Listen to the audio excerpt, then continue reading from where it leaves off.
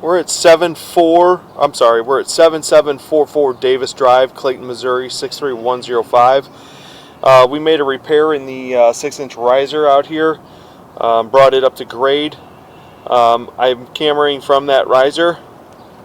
I just went through the trap and pushing out here.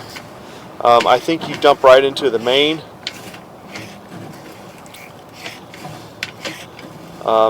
You'll see there are several Y connections as we get down here. There's a Y connection there on your left.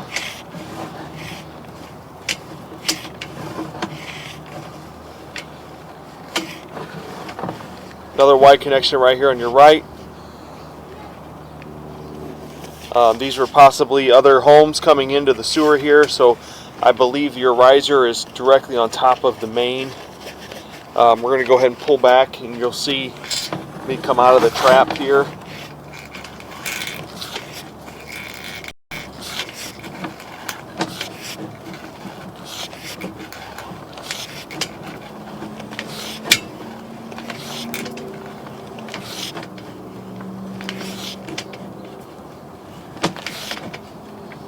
Right here is where I'm going to be coming out of the trap, right in this section here. That is your trap.